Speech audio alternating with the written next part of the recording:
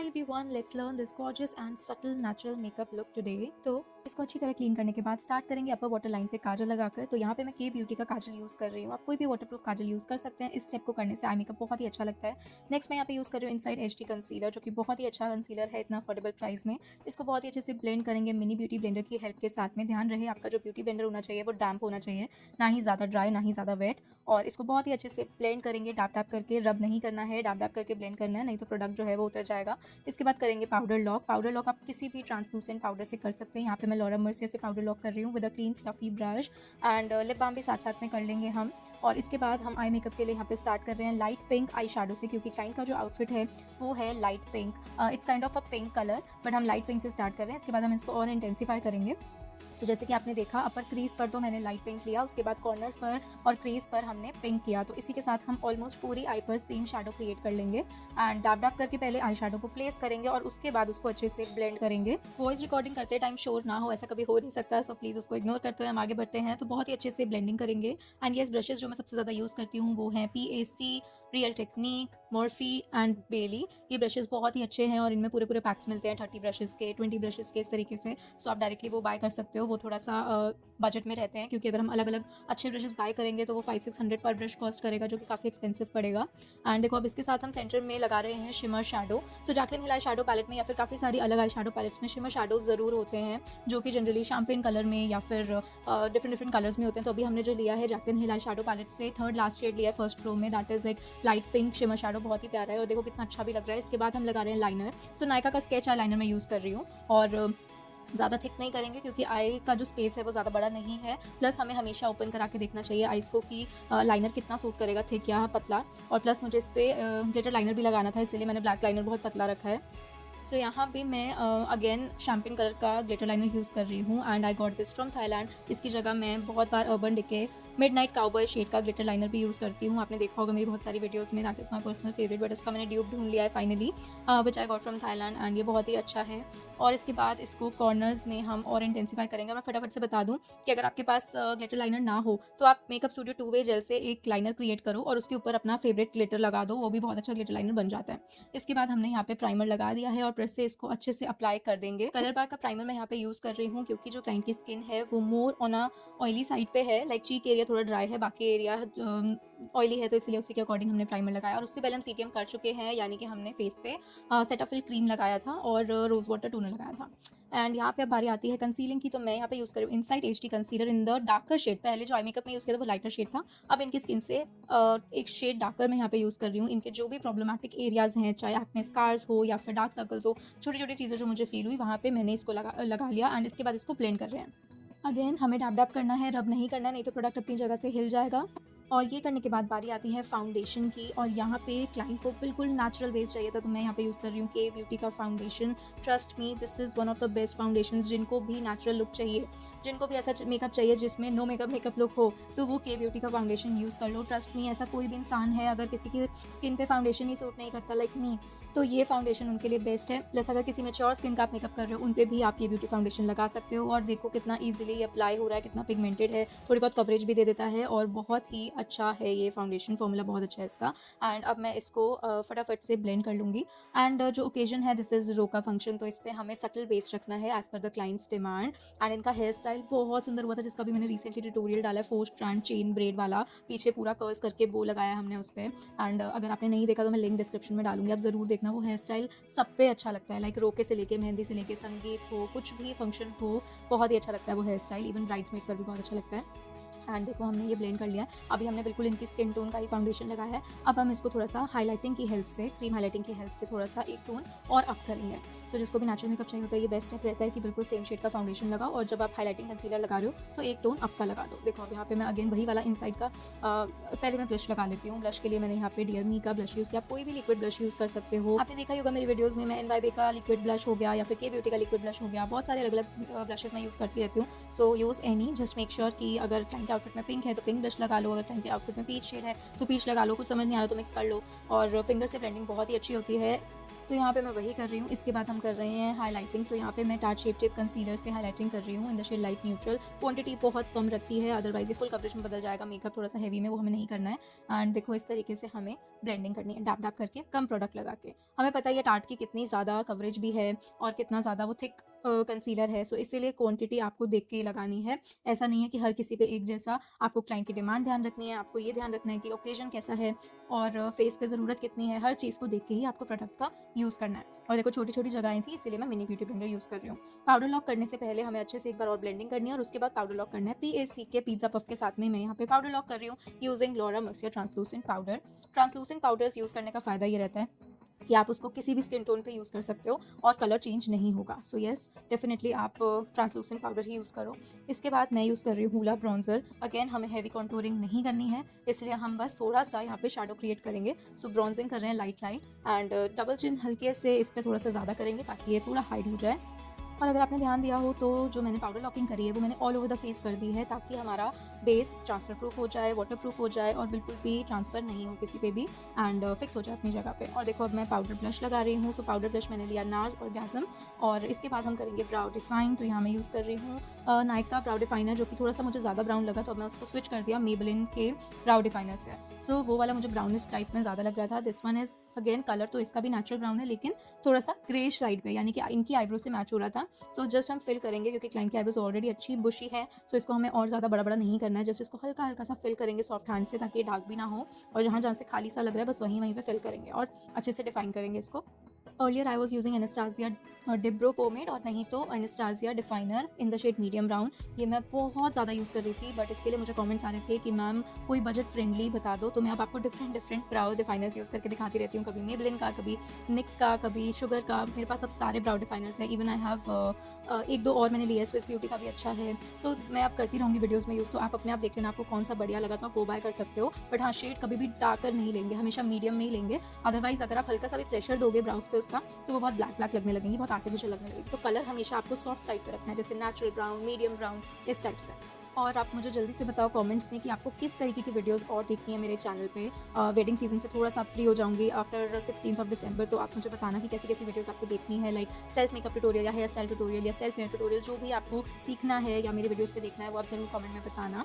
And next बारी आती है आईलैश एप्लीकेशन की। तो यहाँ पे पहले हम देख रहे हैं कि कौन सी आईलैश इनकी आइज पे ज़्यादा सूट करेगी। सो मुझे राइट वाली ज़्यादा पसंद आई, तो फटाफट से पहले हम अप्लाई कर लेंगे mascara. So here I am using Maybelline sky high mascara, which is my current favourite, क्योंकि इसका वॉन्ड इतना अच्छा है। प्लस अगर किसी को नेचुरल लैशेस चाहिए ना, मतलब अगर किसी को लैशेस नहीं लगवानी और अपनी ही लैशेस को अच्छा लगाना है, तो बस 2-3 बार इसका डबल कोट ट्रिपल कोट लगा लो and you are good to go. बहुत ही अच्छा लगता है, ये वाटर प्रूफ भी है। एंड न्यू काजल हमने यहाँ पे लगा लिया है, विच इज़ फ्रॉम रिमिल।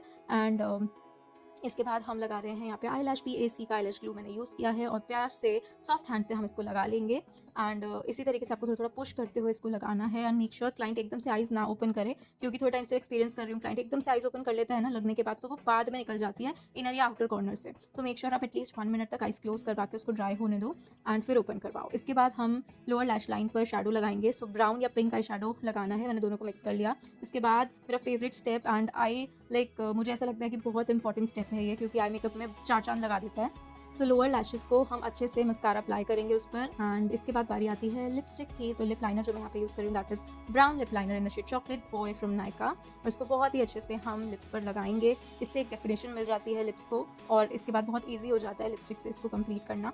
सो बहुत टाइम पहले आई यूज़ टू डू इज़, जब मेरे पास कोई भी आउटफिट होता था, लाइक पिंक आउटफिट है तो पिंक लाइनर, मरून आउटफिट है तो मरून लाइनर। बट अब फैशन चेंज हो चुका है, अब ऑम्ब्रे लिप्स का फैशन आ चुका है, पाउटी लिप्स का फैशन आ चुका है। सो अब 80% ऑफ द लुक्स में मैं पहले ब्राउन लिप लाइनर करती हूँ और अंदर लिप शेड चाहे मुझे डिफरेंट करना वो करती हूँ। सो इससे लिप्स की जो लुक है बहुत अच्छी आती है। इसके बाद हम सारा एक्सेस जो पाउडर है हमारा वो डस्ट ऑफ कर देंगे यूजिंग एनी फ्लफी ब्रश, और इसके बाद हम लगाएंगे सेटिंग स्प्रे। सो यहाँ पे मैंने जो यूज़ किया दैट इज़ PAC का फिक्सर। बहुत ही अच्छा है, बहुत अच्छे से लॉक कर देता है मेकअप को। एंड इसको ड्राई कर लेंगे using any handy electronic fan.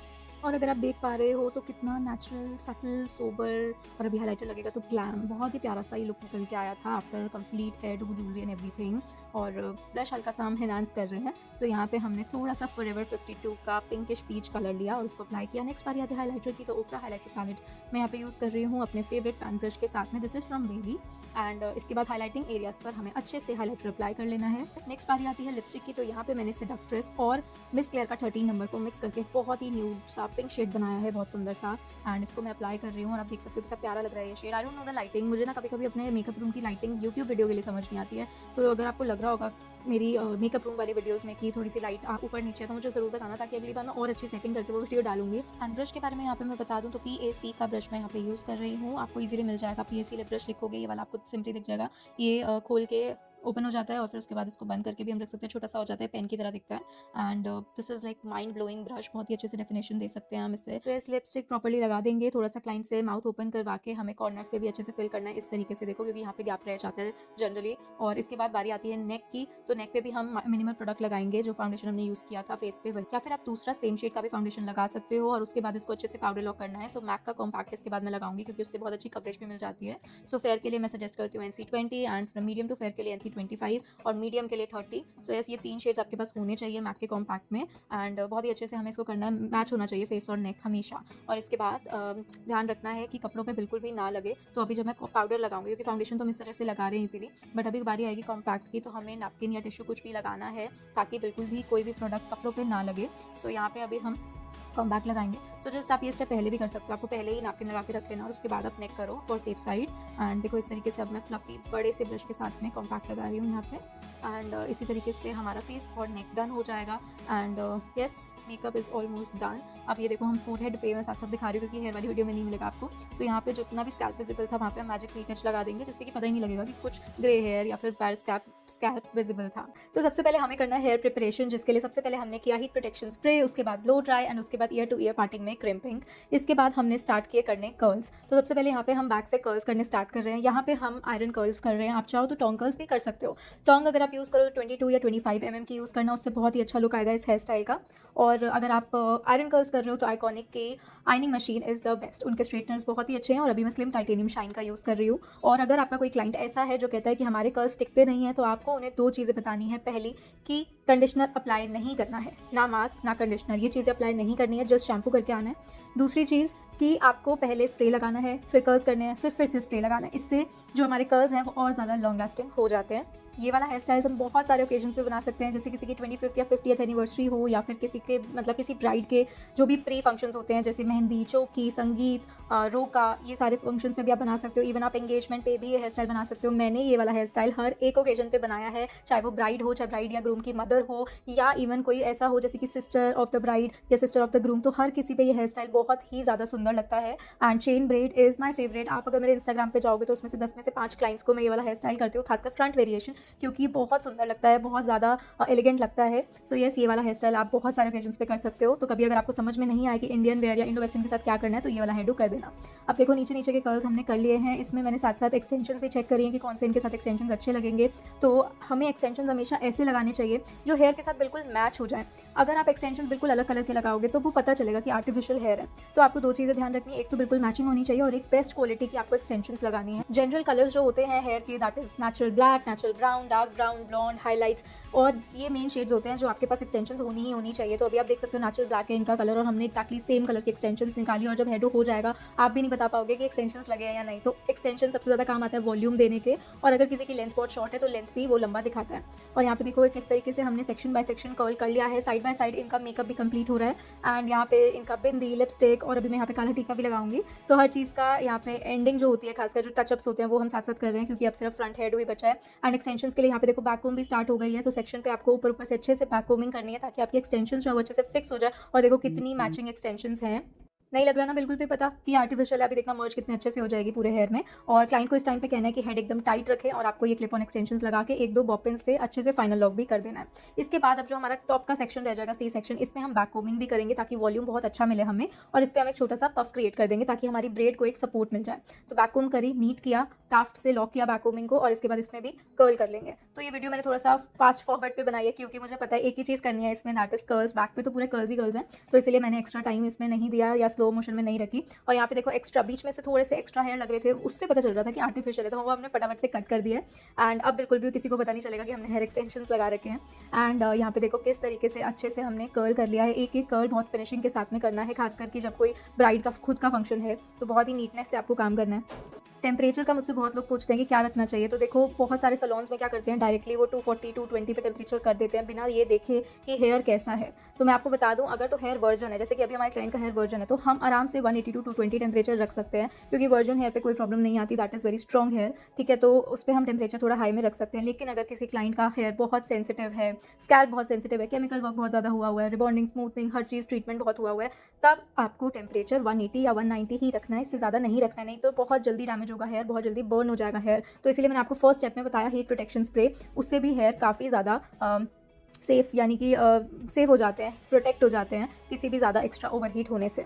तो यहाँ पे हमने देखो कर्ल्स कर लिए हैं, साथ साथ इनका एक्सेसरीज ज्वेलरी भी हम कंप्लीट कर रहे हैं, एंड साथ के साथ कर्ल्स को फाइनल लॉक भी कर रहे हैं टाफ्ट स्प्रे के साथ। आप कोई भी होल्ड स्प्रे यूज़ कर सकते हो। अभी मैंने रिसेंटली गैट्सबी का स्प्रे यूज़ करना शुरू किया, that is also very very good. मैंने उस पर बहुत पहले यूज़ किया था उसको, बट अब वापस से यूज़ करना स्टार्ट कर दिया है। 2 रीजंस हैं इसके, पहला कि प्राइस बहुत जल्दी जल्दी से बढ़ रहे हैं शॉर्ट्सकॉफ के स्प्रेज के, और दूसरा कि वो सच में बहुत ही अच्छा स्प्रे है। आने वाली वीडियोज़ में आप देखोगे उस स्प्रे को। एंड देखो अब बारी आती है फ्रंट की, तो फ्रंट में हमें क्या करना है, साइड पार्टिंग निकालने के बाद एक सेक्शन अलग से छोड़ देना है उधर की तरफ, और उसके बाद पीछे से एक छोटा सा सेक्शन लेना है एंड उसमें हमें चेन को ऐड करना है। अगर आपको यहाँ से ढंग से समझना है ना, तो जब मैं दूसरी साइड पे बनाऊंगी वो आपको बहुत क्लियरली दिखेगा। तो यहाँ पे देखो चेन के साथ साथ हमने वो स्ट्रैंड पकड़ा और रबर बैंड से अटैच कर दिया। तो इन्होंने, ये जो गर्ल है उन्होंने चेन को पकड़ा हुआ है अच्छे से, और जो बॉय है, बॉय का हैंड है, वो रबर बैंड लगा रहे हैं। मैं ऐसे इसलिए बता रही हूँ ताकि आपको समझ आ जाए कि कौन क्या काम कर रहा है। तो यस, यहाँ पे आपको किसी की ज़रूरत पड़ सकती है चेन अटैच करने के लिए, एंड ये यहाँ पे चेन अटैच हो चुकी है। अब मैं आपको फ्रंट से दिखाती हूँ कि ब्रेड कैसे बनानी है।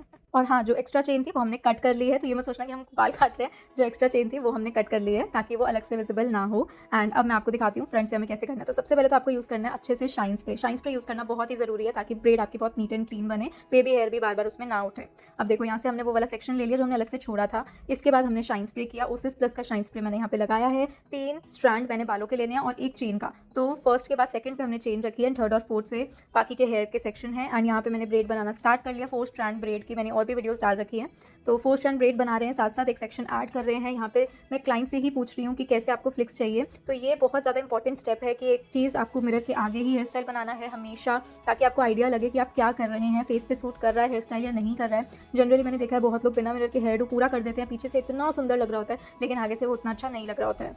और इसके साथ साथ आपको क्लाइंट से पूछना है, क्योंकि क्लाइंट को ही अपने बालों का सबसे अच्छे से आइडिया होता है कि कहाँ से उनकी फेस फ्रेमिंग अच्छी लगती है, कहाँ से उनका सेक्शनिंग अच्छा लगता है। तो इस तरीके से मैं देखो क्लाइंट से पूछ के फ्लिक्स छोड़ रही हूँ, क्योंकि इससे उनका फेस भी फ्रेम हो रहा है और बहुत अच्छा भी लग रहा है लुक। साथ साथ ब्रेड बन रही है, साथ साथ फ्लिक्स भी मैं छोड़ रही हूँ, रैंडमली फ्लिक्स छोड़ रही हूँ, कुछ गिना चुना काम नहीं करना है नाप तोल के। यहाँ पे रैंडमली आपको सेक्शंस लेने हैं और छोड़ने आगे से। और देखो यहाँ पे हमने थोड़ा सा पुलिंग कर ली जिससे कि वॉल्यूम आ जाएगा और बहुत ही अच्छी लगेगी ब्रेड, एकदम अलग अलग से सेक्शंस दिखेंगे। एंड यहाँ पे हमने इसको लास्ट सेक्शन लेके कंप्लीट कर देना है। और इसके बाद अब मैं सेक्शंस ऐड नहीं करूँगी, इसी ब्रेड को कंप्लीट करके पीछे लॉक कर दूँगी। तो जहाँ पे हमने पफ की पिन्स लगाई हैं एक्जैक्टली वहीं पे इसको लॉक करेंगे। ब्रेड बनाने के बाद भी अगर किसी को लगे कि उनके बेबी हेयर बहुत ज़्यादा निकल रहे हैं या फिर बहुत ज़्यादा मेसीनेस आ रही है, तो शाइन स्प्रे थोड़ा सा और लगा लोगे तो और फिनिशिंग आ जाएगी।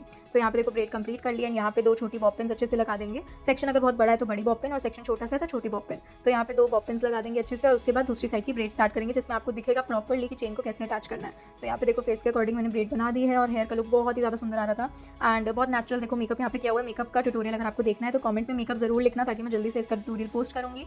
एंड बारी आती है दूसरी साइड की ब्रेड बनाने की। देखो इस तरीके से हमने एक सेक्शन छोड़ना है। इसके बाद थर्ड नंबर पे एक पतला सा सेक्शन लेना है जहाँ पे हम करेंगे चेन को अटैच। चेन लेनी है एंड इसको हमें रबर बैंड से फिक्स करना है। बहुत लोग इसको थ्रेड से भी फिक्स करते हैं, आपकी चॉइस है, जैसे आपका मन करे आप वैसे फिक्स कर सकते हो। एंड ये देखो यहाँ पे चेन होल्ड करी एंड इसके बाद रबर बैंड से फिक्स किया। और बहुत बार ऐसे होगा आपके साथ भी कि चेन निकल जाएगी हाथ से क्योंकि प्रेशर आएगा। आप पहले ही बोल देना उनको, जिनको भी आप होल्ड कराओ, कि कस के पकड़ के रखेंगे चेन को और फटाफट से इसको लॉक कर देंगे रबर बैंड के साथ में। बहुत ज़्यादा टाइट करने की नीड नहीं है, जस्ट 5 से 6 बार आपको लॉक करना है। अब हम ऊपर से जो हमने सेक्शन छोड़ा था वो उठा लेंगे, शाइन स्प्रे करेंगे अच्छे से एंड 3 सेक्शन में डिवाइड करेंगे हेयर को। कोम करना है अच्छे से नीटनेस के लिए। और इसके बाद ब्रेड को स्टार्ट करना है। थर्ड नंबर पे हमारी चेन होनी चाहिए अगर आप स्टार्टिंग लेफ्ट से स्टार्ट कर रहे हो तो। एंड इसके बाद ब्रेड को कंटिन्यू करेंगे। यहाँ भी हमें फ्लिक्स छोड़नी है अच्छे से। सो फेस को फ्रेम करते हुए फ्लिक्स भी छोड़ते जाएंगे और सेक्शंस को ऐड भी करते जाएंगे। एंड यहाँ पे इक्वल सेक्शंस लेने हैं आपको और ब्रेड को कंटिन्यू करना है और वहीं पे फिक्स करना है जहाँ पे हमने राइट वाली ब्रेड को लॉक किया है। एंड फटाफट से इसको कंप्लीट करेंगे और लॉक कर देंगे बैक पे। और उसके बाद जितने भी रिमेनिंग स्ट्रेट हेयर रह जाएंगे उनको कर्ल कर लेंगे। एंड यहाँ पे लास्ट में सेक्शन जो है मेरा हल्का सा 1-2 सेक्शन जो है वो इधर उधर हुआ, ये मैंने काफ़ी लेट रियलाइज़ करा ऑलमोस्ट टक करने के बाद में। बट इट्स ओके, वो इतना पता नहीं चल रहा था क्योंकि लास्ट में हमने इसमें हेयर एक्सेसरी ऐड कर दी थी जो कि थोड़ी बड़ी थी और इसीलिए वो एंड वाली चीज़ उतनी विजिबल नहीं थी। एंड यहाँ भी हम लेयर्स निकाल देंगे अपने फेस के अकॉर्डिंग। मैं बार बार फेस के अकॉर्डिंग इसलिए बोलती हूँ क्योंकि अगर किसी का फेस चबी है तो उन्हें वॉल्यूम सेंटर में चाहिए होता है, ना कि साइड्स में। तो अगर आप साइड पे भी बहुत ज़्यादा वॉल्यूम दे दोगे और फेस भी चबी है तो फिर वो बिल्कुल अच्छा नहीं लगेगा। और अपने स्पेशल डे पे हर किसी को चाहिए होता है कि उनका फेस पतला लगे, वो ओवरऑल खुद भी बहुत अच्छे दिखें। तो इसीलिए हमें मेक श्योर करना है कि उनका फेस भी बहुत अच्छा ओवल शेप में लगे और हेयर स्टाइल भी बहुत सुंदर लगे। और देखो अब रिमेनिंग हेयर को हमने कर्ल कर लेना है, जो भी स्ट्रेट हेयर थे, और इसके साथ हम फ्लिक्स को भी कर्ल कर लेंगे। चेन अगर आप चाहो तो इसको डेकोरेट भी कर सकते हो इसी पे, हमने तो इसको कट कर दिया था क्योंकि हमने तो बहुत सुंदर सी एक्सेसरी लगानी थी। एंड देखो फ्रंट फ्लिक्स भी हमने कर्ल कर ली है, जो बहुत छोटे छोटे बेबी हेयर है फ्रंट पे। अगर आप चाहते हो नेचुरल लुक लगे तो इसको ऐसे ही छोड़ दो, और अगर आप नीट करना चाहते हो तो इसको आप वैक्स स्टिक से सेट भी कर सकते हो। और फ्रंट सेट करने के बाद बारी आती है मेरी फेवरेट हेयर एक्सेसरी एप्लीकेशन की। एक बार यहाँ पे फिनिशिंग दे रहे हैं अच्छे से होल्डिंग स्प्रे और शाइन स्प्रे। और अब बारी आ गई हमारी हेयर एक्सेसरी एप्लीकेशन की, और इसको मैं आपको 2 टेक में दिखाने वाली हूँ। अभी आपको दूर से दिख रहा है, इसके बाद आपको पास से भी दिखाऊंगी। तो ये हमने ली हमारी एक्सेसरी, इसके पीछे लगा हुआ है क्लिप, और इसको बहुत ही अच्छे से हमने फिक्स करना है हमारी बॉब पिन्स के बीच में, और इसको बहुत प्यार से हमें लगा देना है। एंड अगर आपको लगे तो सिक्योर करने के लिए आप इसको डबल टिप से भी लगा सकते हो। I hope you find this video helpful. Thank you so much for watching.